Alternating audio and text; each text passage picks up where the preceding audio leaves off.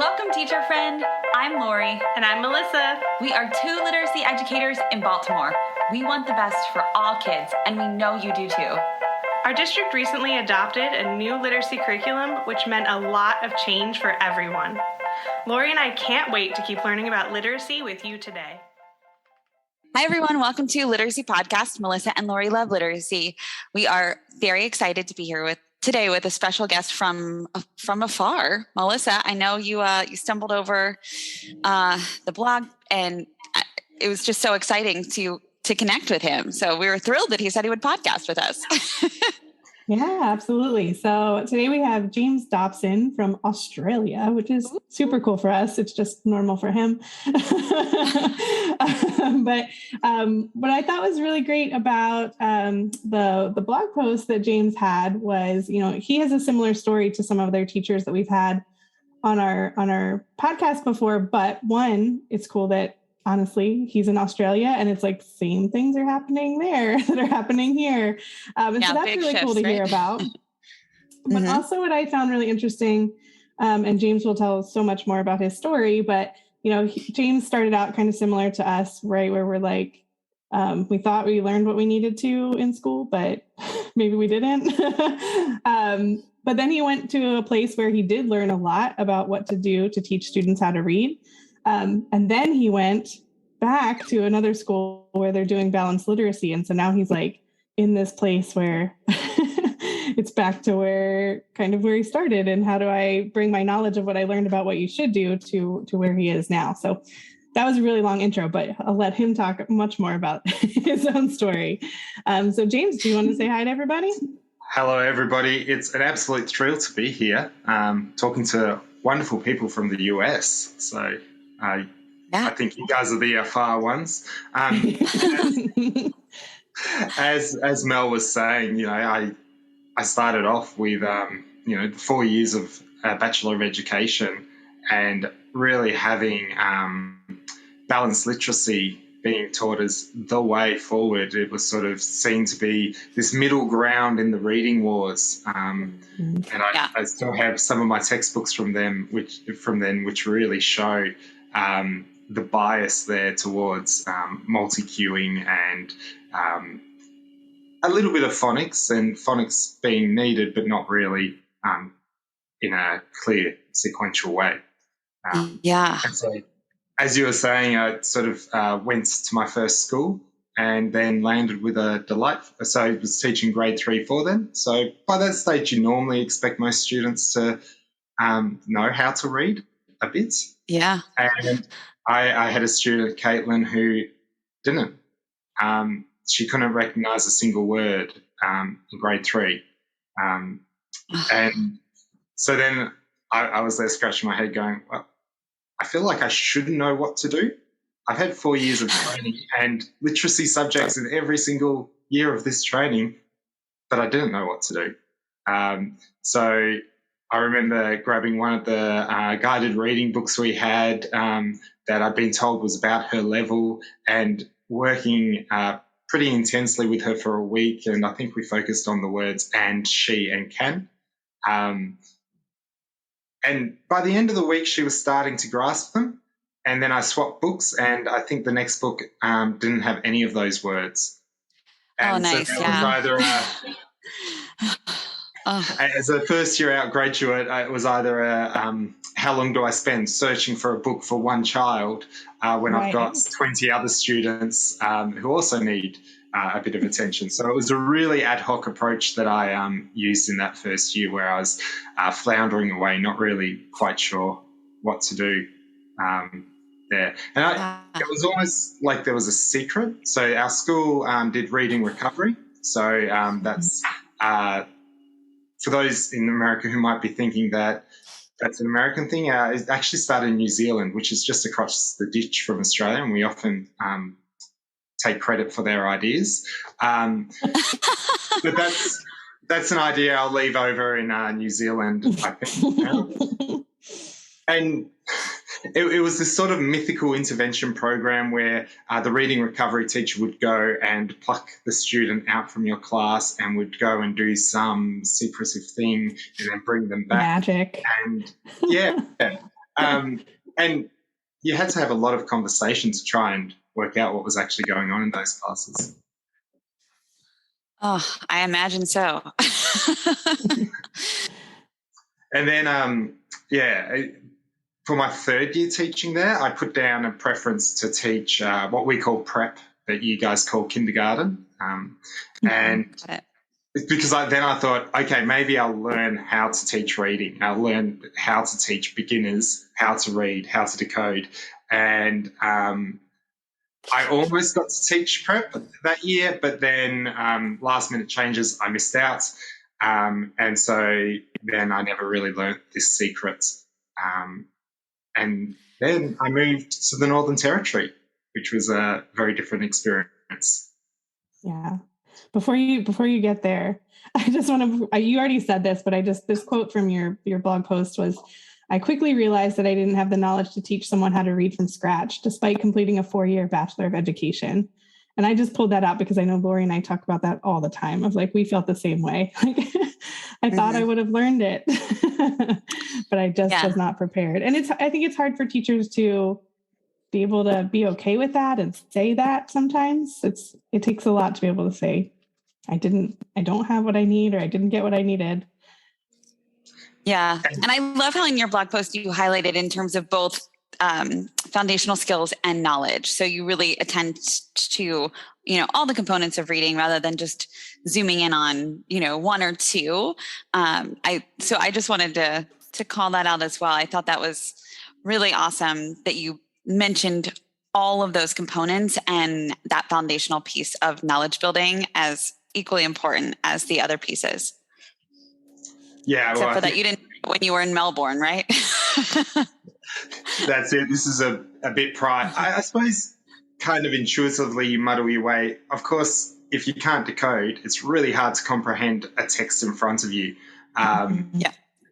But you also need that background knowledge. You need those language comprehension skills to understand that as well. And that idea that, you put 4 years of effort and 4 years of quite a bit of financial resources, and you come away not quite knowing. I think that's a challenging thing for educators to admit. And likewise, once you start teaching and have been teaching for a while or even decades, and then to realise that maybe what you've been doing hasn't been the best, that's a really challenging thing. And I think a bit later on we'll probably address a bit more of that when I come back to Victoria. All right, so take us to the Northern Territory then. You moved to the Northern Territory, and what happened there? So the Northern Territory, so not only did I move to the Northern Territory, but I moved to a remote community in the Northern Territory. So it was a 5-hour drive to the nearest supermarket, 2 hours on the dirt road. That road floods for about 4 months of the year during the wet season. So at that point, you fly in and you fly out on little chartered planes. The cool season of the year, it gets down to, and I've done it in Fahrenheit, 65 degrees Fahrenheit. The cool season? That's the minimum temperature, overnight low.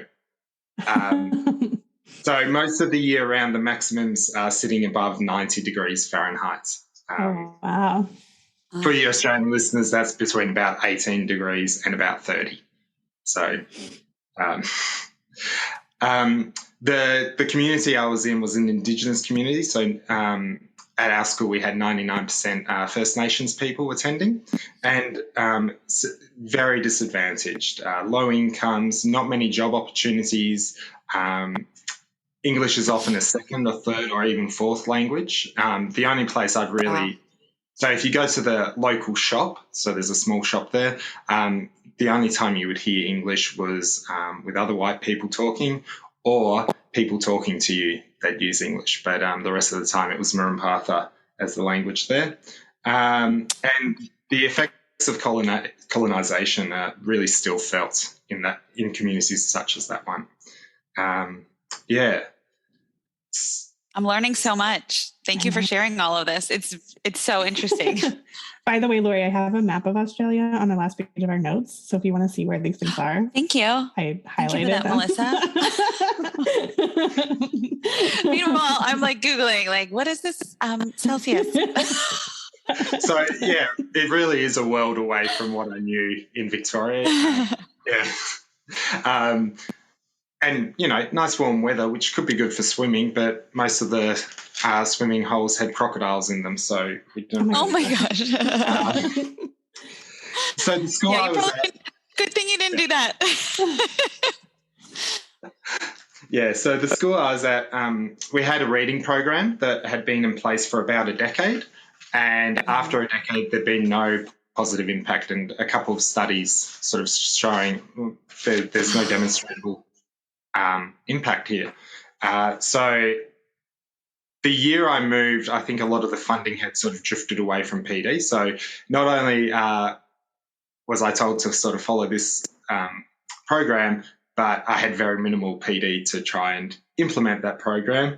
And at the end of that year, towards the end of that year, I remember sitting around in the staff meeting, and there was a suggestion that we could trial Engelmann's direct instruction, his programs, Reading Mastery and Corrective Reading.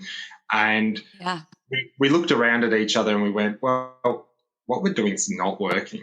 So why not try something different? Why not try something new? And so collectively we agreed, it's in our kids' best interest to actually try to do something that may improve them.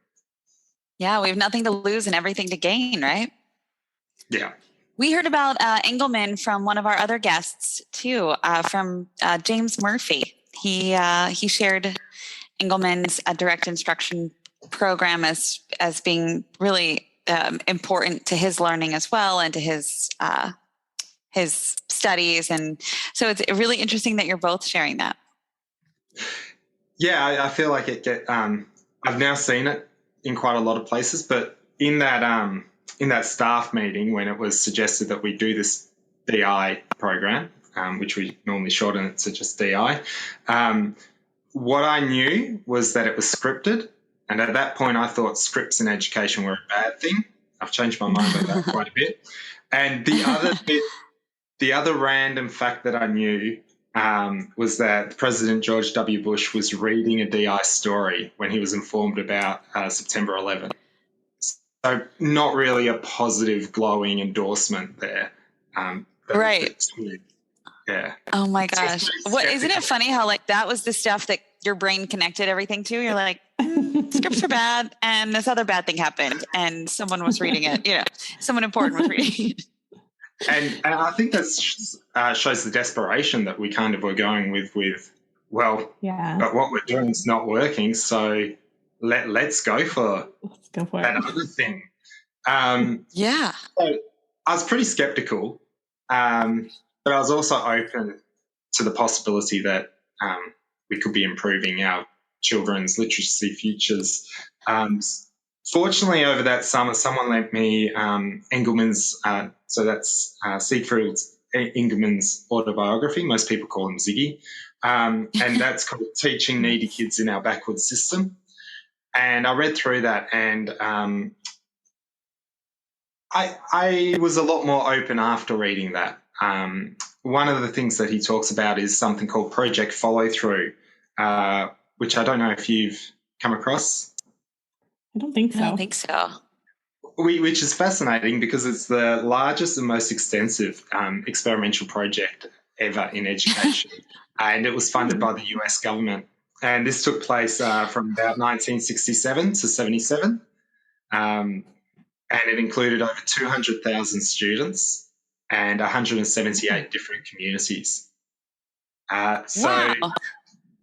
How have we been in literacy for so long and just not even heard of this? This is so. We're gonna Google it right now, James. Fantastic. So there's pretty much the basis was comparing 9 different teaching models and trying to work out which one was the most effective. And they compared them on 3 different aspects. So basic academic skills, problem-solving skills, and self-esteem was the third aspect that they were looking at. Some of the programs were really designed to try and nurture that self-esteem. Others were focused more on problem-solving. DI was probably more focused on the basic academic skills. Engelmann's DI actually showed the largest effect in all three areas. So in all three areas, compared to the other 9 models, it led the way. So probably not that surprising with the basic academic skills, but also with the problem solving and the self-esteem, which I think when you teach kids the skills that they need to be successful, they actually feel really good about themselves and are able to be really successful. And actually quite a number of those models showed less impact than traditional teaching would show. So, and some of those models why today. Do you know why? No, I don't. Not off the top of my head. We'll do more research. Yeah, we'll have to read and find out. We'll read about it. Yeah, absolutely. But you're giving us so much to think about. This is awesome. Thank you. Yeah, I probably could do a whole podcast on direct instruction, my experience with it. But quickly, what I saw some advantages when we started implementing it was that it was just so highly systematic. It wasn't me pulling a book and going, oh, what words are in here? What words do I need to teach? What sounds might I need to teach for my kids to be successful in this book?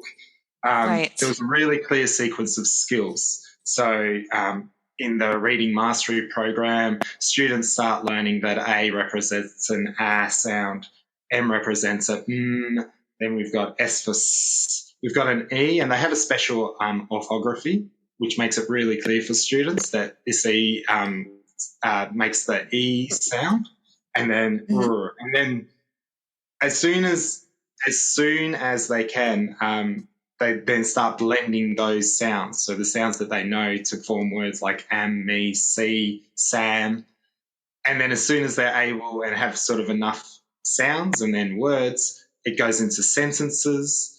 And what I love it, there's this beautiful little arrow which shows you exactly which way to track as you're reading along, and then short stories progressing into longer and longer stories as you go through the years.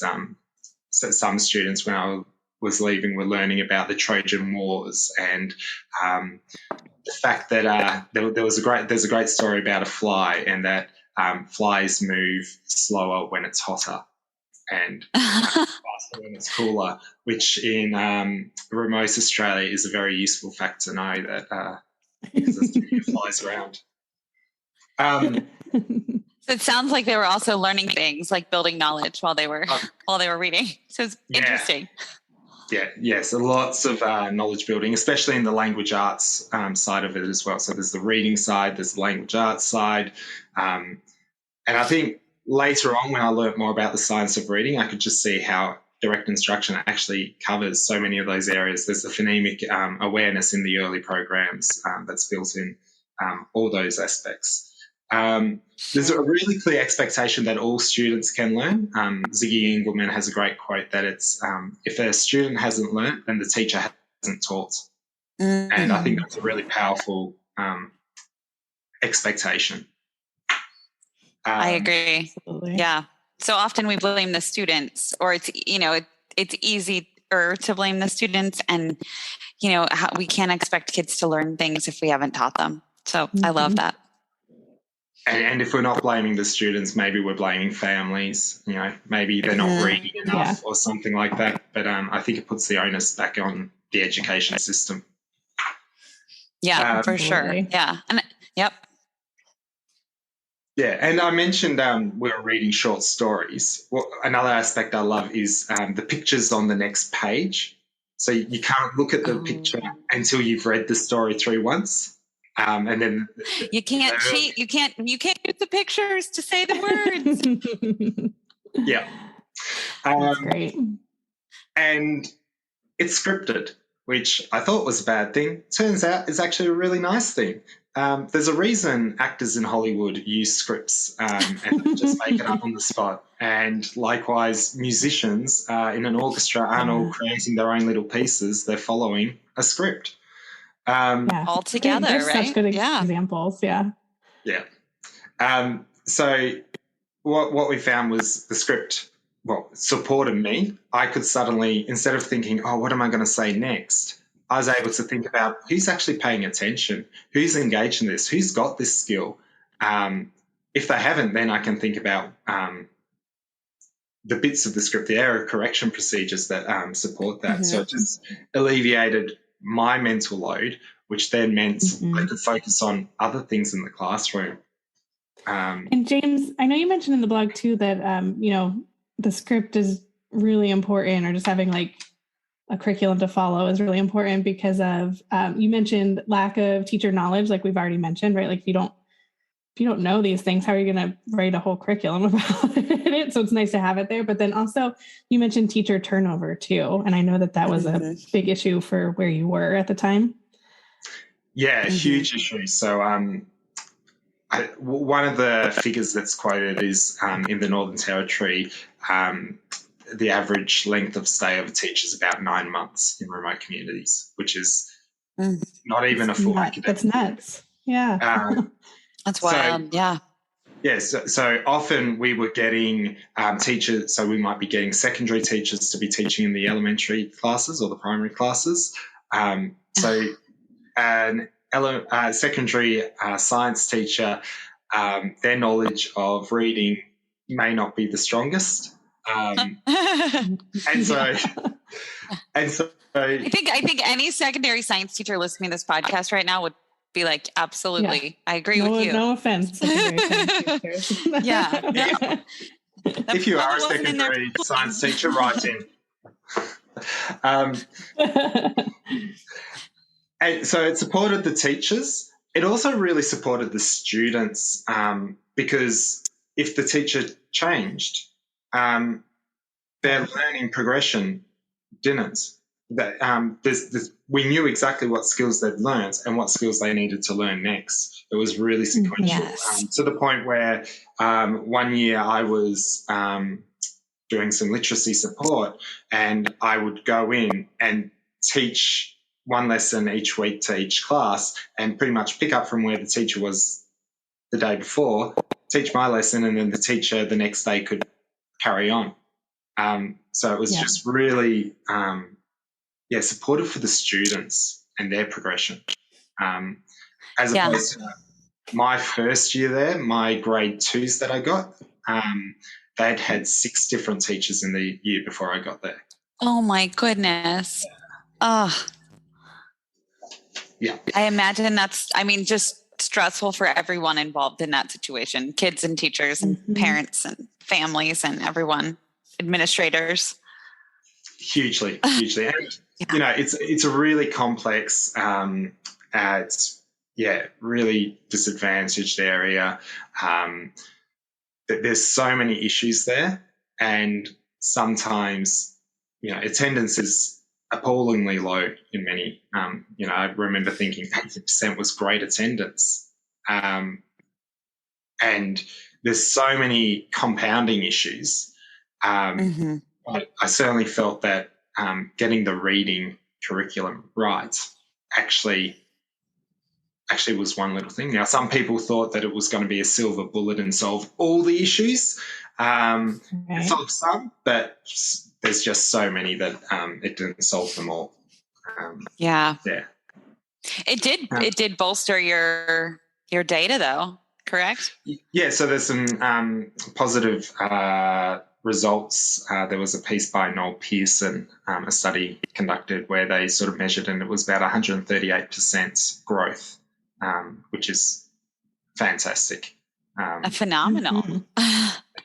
I think it said that the growth it was over a course of 2 years, and the growth in the same period for other schools was 19 to 34%. So yes, well, just pulled up as well. It was 124. Right? 124% growth for in the flexible literacy program. Yeah, so still pretty good. Yeah. Yeah, That's amazing. I'm going to say amazing. It's amazing. That's such good work. I bet that's something to be so proud of, your students and your teachers. Yeah. But it wasn't easy and really challenging still. And then I moved south again. My second child was being born, and we wanted to be a bit closer to family than a 4.5 hour plane flight plus a 5 hour drive. Which, man. That's not too realistic, right? And given the last 2 years and we've had a lot of state border closures and lockdowns, so reasonably glad to be within a close distance to family over the last 2 years. Absolutely.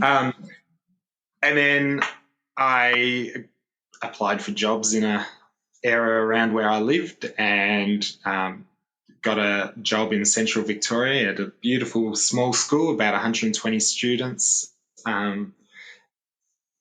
And we're doing balanced literacy. We're doing balanced literacy. I remember walking in, seeing the poster up on the wall of Skippy Frog, telling you to skip over words.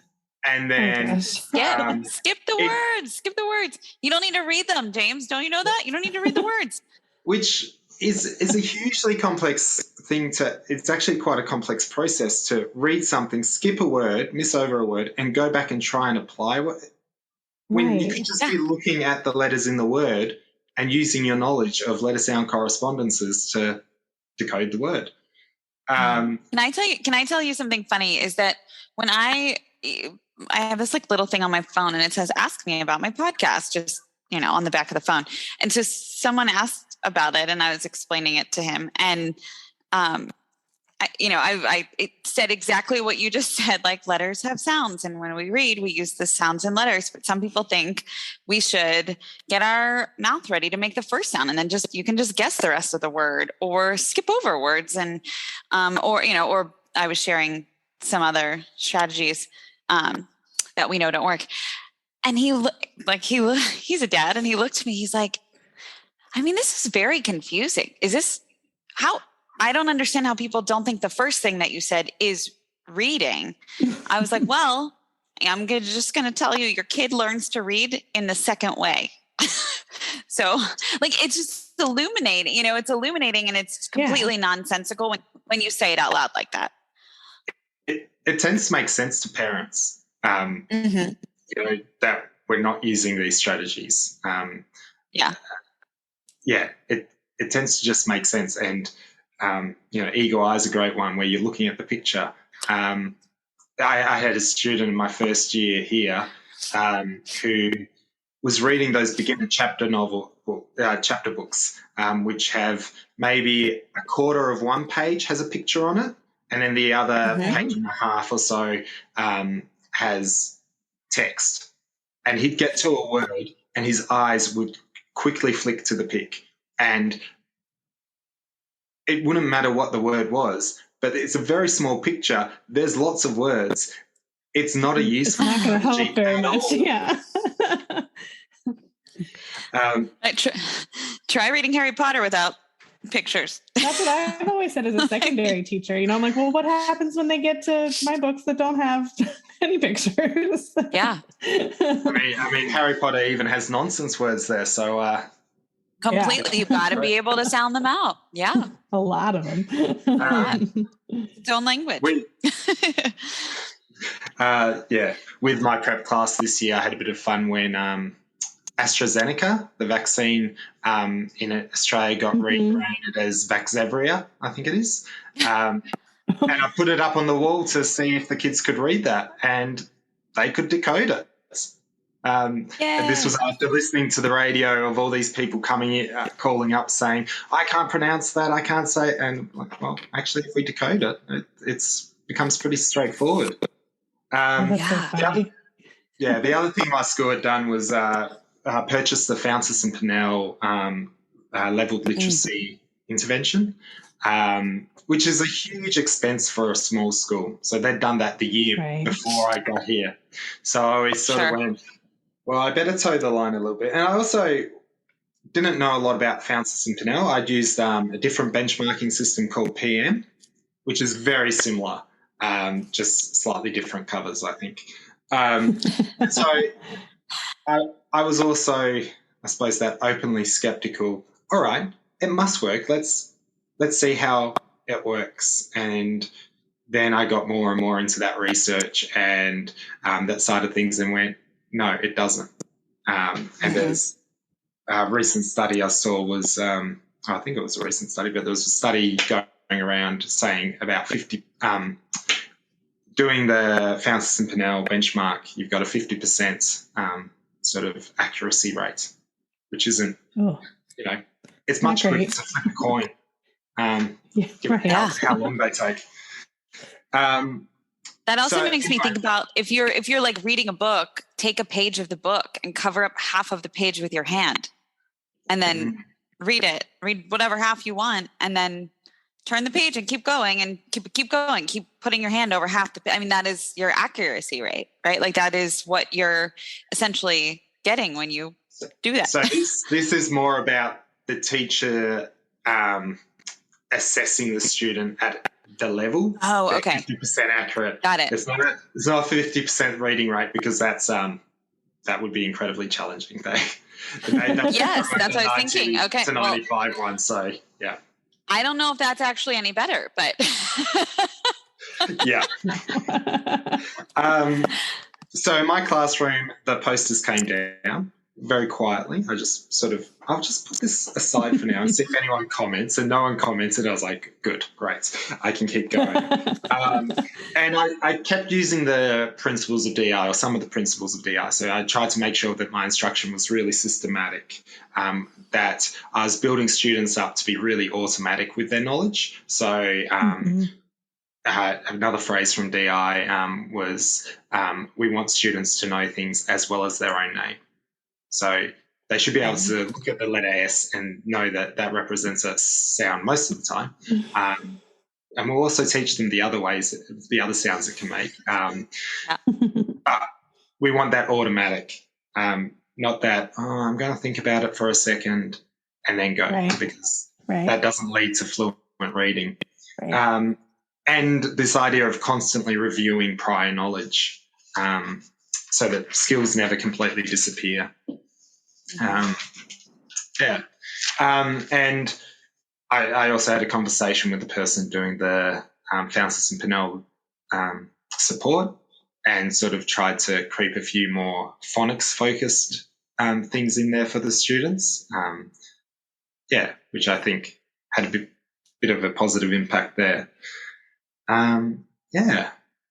So after my first year there, I then took on the role of the literacy coordinator. And then we had a lockdown, a nice long, I think that was a 7-week lockdown.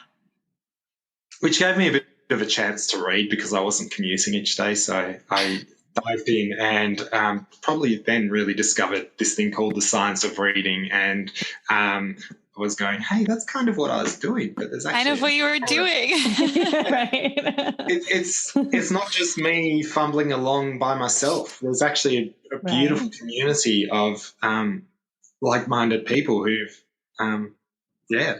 seen the lights and seen that there's more efficient, more effective ways.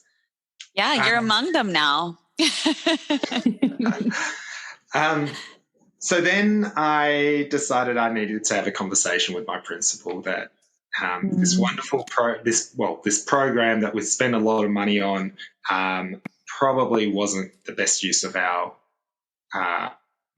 money then, but more importantly, our ongoing costs of resources and time and energy. James, I think we see this question a lot, so I'm really excited for our listeners to hear how you went about this, because a lot of people are in that similar boat of like, well, what am I supposed to do, right? These are the materials that I'm given. It's what my principal is telling me I need to do. Should I talk to my principal? Should I not? Like, how do I handle this? So I'm excited for people to hear how you did as just an example of that. Yeah. And look, I had to put on my big boy pants to have this conversation because in my mind, it was one of those difficult conversations. But like many difficult conversations, it was actually easier to have than I thought it would be. So first, I made sure I had data to support me, and our school's got good reading data. There's nothing wrong with it. You compare it to other schools, and we're above similar schools. Often we're above the national averages as well, or state averages. And so what I had to comb through a little bit. So I said there's nothing wrong with it. Actually, there was something a bit wrong, and that was that there was consistently a core group of students who were just slipping through that gap, who weren't picking up the skills that they needed.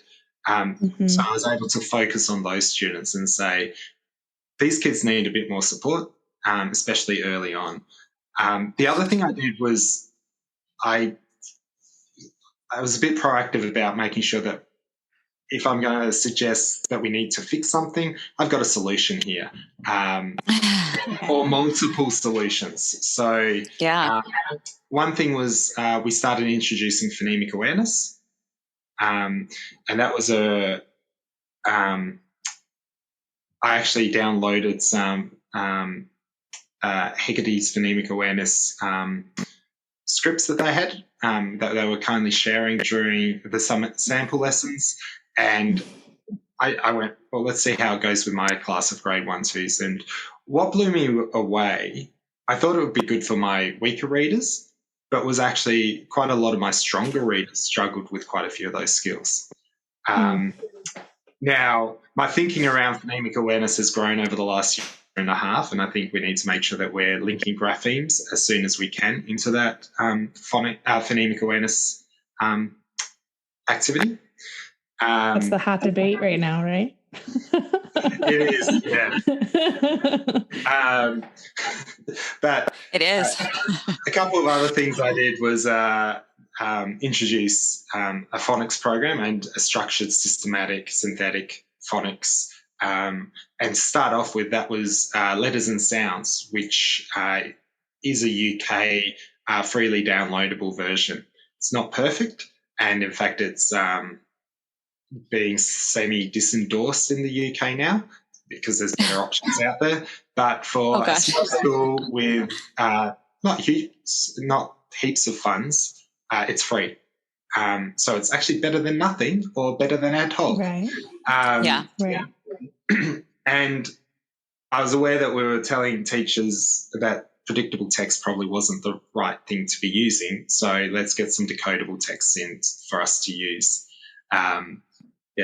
And the other thing I was saying, let's not use Fountas and Pinnell assessment, so I provided Bibbles as another free option for us to use, and so we've been using that this year. So really trying to think of, if we're not doing that, what should we be doing, and making sure that and so many of these were quite cheap to start off with.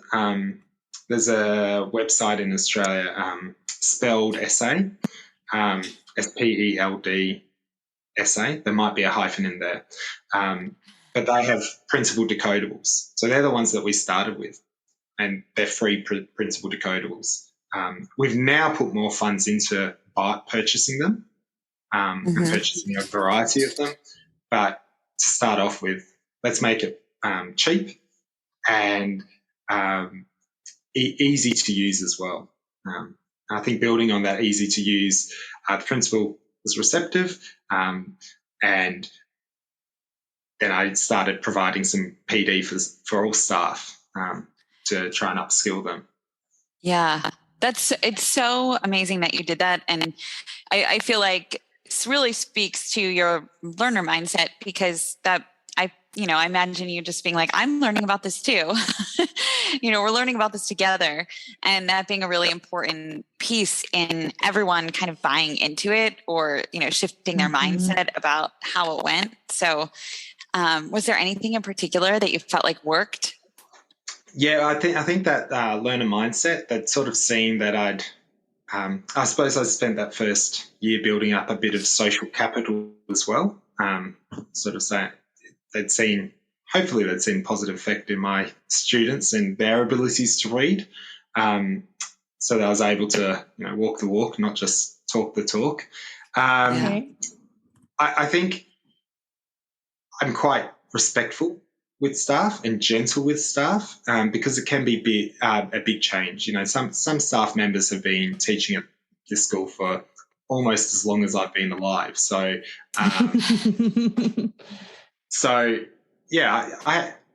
they're experienced, they're knowledgeable. I want to build on that knowledge, not just erase things. So really being respectful. One activity we did is called the Stroop Effect, and I'll hold that up, and if you can see, obviously podcast listeners can't, but I'm hoping either Laurie or Mel will describe what they can see. We can see it. Yes. Do you want to describe it, Melissa? Yeah. So there are. I'm going to not get this right, but colors are spelled out like green and yellow, but they're in a font that's a different color. So green is the color blue, yellow is the color green. Perfect. Yes. So that's called the Stroop Effect. And what it shows is what people are challenged to do is they're challenged to read, to say the colour that the font is, not read the word. And it is really, really hard to do. Although I did, when I first did it with my staff, I accidentally printed one out where the words just were in the same colour that they were, which didn't work super effectively. You're like, this is really easy. But it shows how hard it is to ignore the text and how the text is quickly processed by orthographic mapping. One of the staff members took it home and did it with his preschooler, who blitzed it because the preschooler couldn't read yet, and then his wife, who struggled, which is really powerful. Yeah, my 3-year-old would be great at it. I imagine too that as your fellow teachers were doing that, it's probably at the beginning of the PD or sometime throughout the PD, it's just like a fun activity. It was just a big aha moment for them, thinking, oh gosh, yeah, that is processing really fast, and it's before I can even take a pause to stop my brain from saying the word.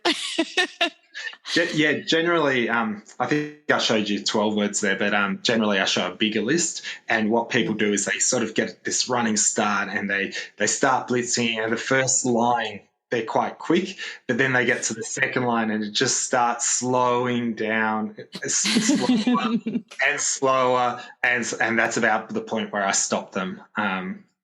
It is really tricky. But it also shows that power of, I think I read that you can process the word tree quicker than you see an image of a tree and identify that that's a tree. And that's just how quickly we process those things. That's crazy. That kind of stuff blows my mind. But I believe it because you read so quickly. When you're a fluent reader, it goes so quickly. To that point, imagine reading a bunch of pictures like in, cartoon boxes or something versus just reading words on a page. Think of how fast you're reading words on a page. Yeah, absolutely. Love that. Another great resource and fellow Australian is Alison Clark, who runs the Spelfabet website, and that's spelt Spelfabet. And one of her videos, she replaces the code that a student mightn't know with wingdings. Which might be the most frustrating font ever created. Just saying. And so she's got predictables there with the wingdings, and you just see how predictable texts just force you to look at the picture. That's what they do. You're using the repetition and whatever the picture is, which isn't actually reading. Looking at the pictures, not reading. Right. Yeah. That is right. And again, like with my conversation with the principal, if I'm saying no to something, I've got to say, here's something is. I think that's something that worked really well with staff is if I'm taking something away, especially something that you've used maybe for decades, then I need to give you something and I need to make it easy and I need to make it accessible and I need to make it something you can do maybe tomorrow or maybe next week, and I need to support you in that. So that was we're not using the predictables now. Let's bring in decodables and let's look at how we can just focus on the code that students know. Really powerful. Yeah. And that then did you, oh, sorry. No, you go, Laurie. Did you have any like aha moments or along the way, or did your principal, like, I'm wondering if like your school or am I queuing you up for the next thing? I'm not meaning to, but I also don't want to interrupt your thought process. There was a lovely moment. I haven't mentioned this to you, so where one of the most experienced teachers on our staff, as she was watching that Spell for Bet website, I was sitting next to her and just her face of going, oh, I'm doing that, and that realization for her, and then her seeking me out afterwards going, how can I, improve this? How can I fix this? Was really powerful and just shows what phenomenal staff I get to work with. But I think most teachers are pretty phenomenal. Yeah. And not to be in the profession for the money. We tend not to be in the profession for the holidays that we supposedly get. We're in the profession because we care about our students and we want the best for all our students. So the other challenge was at the start of the year, I ran I was going to call it professional development, but it was just a session for parents where I went through our new literacy approach, and that was really important because quite a number of parents had been to sessions before where we'd been suggesting look at the pictures. In fact, a lot of our department's materials at the start of the year, my daughter was starting prep or the foundation or the kindergarten year at a different school, and the material that was coming home from the department was saying, look at the picture. Oh, yeah. You're like cringing. No, don't look at the picture. Yes. So I ran a session for the parents at the start of the year where we went through sort of the 6 components of reading, of oral language, comprehension, vocabulary, phonics, phonemic awareness, and fluency, and how the school was building those, and also what they could do at home to support those things. Sure. I called them takeaways and had a nice image of fish and chips or hamburgers. Oh, nice.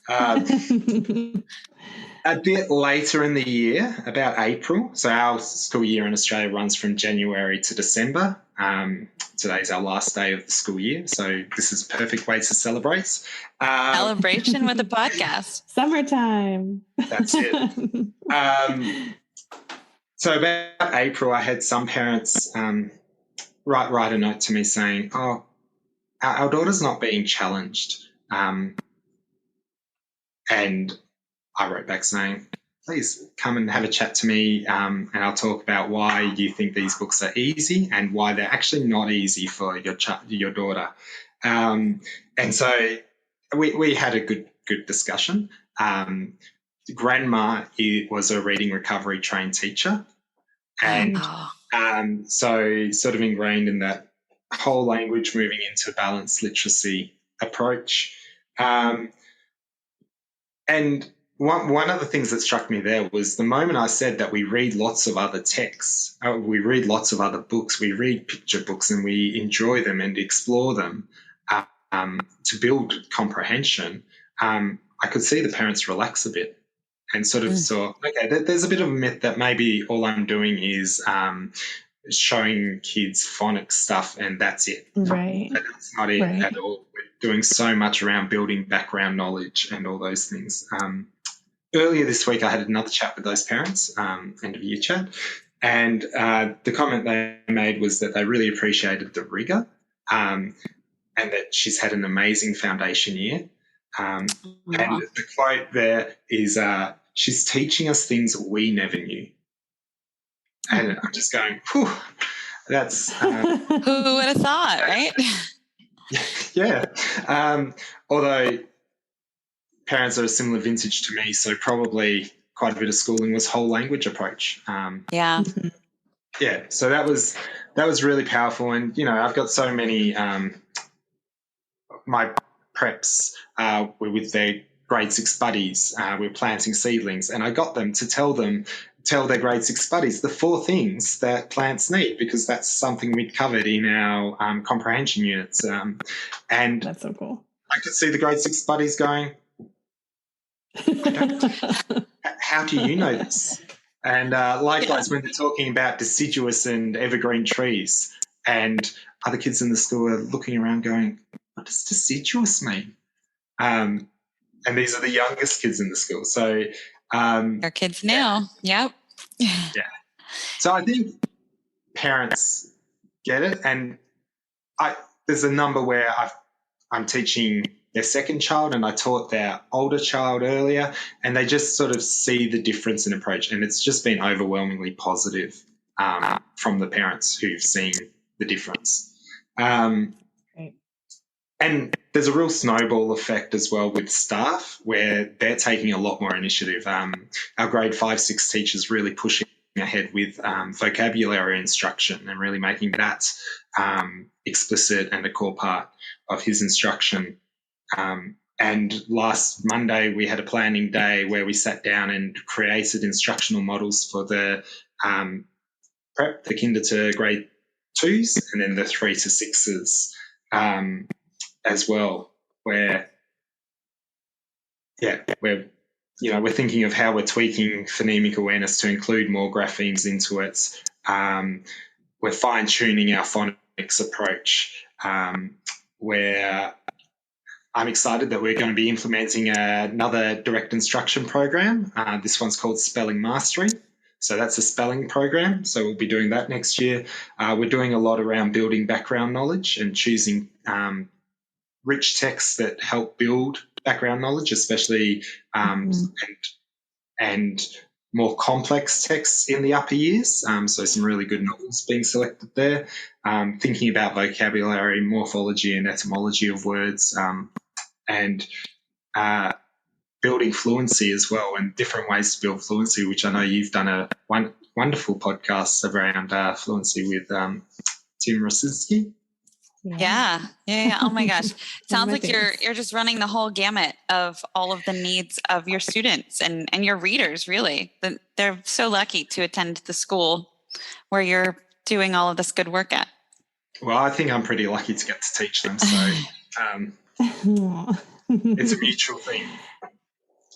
I also love that when parents came to you and like it is, as a teacher, that is always a little daunting when parents are like, my child's not being, given enough rigorous stuff or rigorous work. And you're like, okay, yes, but this isn't all we read. And I love that you started off like that. Like it was something that you're just like, I'm sharing all of this great information with you to build your knowledge about what your child does all day in school. And yeah, I think that's, especially with the pandemic happening, I know it feels less transparent than ever as a parent. I mean, it felt very transparent when we were all virtual, and now it's like much less transparent.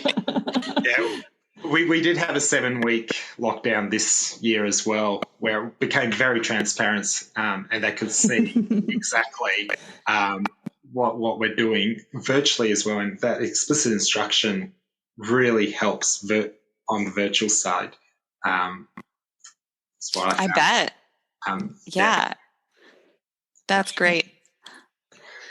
Well, James, as we are ending the podcast, you know that we always ask for a piece of advice. So you can give advice about anything you would like to for our listeners, but I'll prep a little if you'd like to give some advice for the people out there that might find themselves in a balanced literacy environment that might be wondering how to handle that. That would be great. But if you don't have that, no pressure. any advice that you have? I've got advice. Whether or not it's good advice, that's up to you to decide. But I think the first piece of advice is be open, and be open that things might change. 18 months ago, I was formally learning more about phonemic awareness, and over that time, my thinking has changed because I've been open. Don't fall for everything, though. But be open. I suppose it's that skeptically open. Be skeptically open. I like that. In terms of if you're in balanced literacy and how you change, there's a great line by another Australian, Dr. Pamela Snow, who says, she's the one I heard it from, where you've got to hasten slowly. And I think that's a really important way of changing. You've just got to, you feel like you've got to do things so quickly, but you can only do so many things at once, and you actually have to kind of pace it out and make sure you're not. I'm gonna think about that, James. The next time that I look at I'm gonna put it over here, my stack of books that have held close to read, and I'm like, I need to read all of these books. I'm gonna hasten slowly. That's it. And I think making sure that you're respectful of people's experience, and that all educators are really in the business because they care about the students, and they care about all the students. And I think the science of reading is the best way of supporting all our students to learn how to read, and not just leaving it up to a bit of chance. Absolutely. Yeah. Well said. The one thing that struck me is that it, you expected it to help your struggling readers, but it actually helped your solid readers too. And that's a takeaway for me, especially. I think that's a misconception. So that's something that really stood out to me from this conversation. So thank you so much for your advice and for your incredible conversation and for your amazing post that prompted this whole shebang to happen. So thank you. And if you want to be openly skeptical, there's a blog that I write called, you can find it at Laying the Foundations. So .weekly.com. Yep. And it's a nice pun there because foundation is what we're meant to call the kindergarten year in Australia, but most states still stick with what they used to call it. Oh, so I get it now. We knew we invited you on because you were witty. That's why. It's only taken an hour for you to discover that I'm witty. That's very good.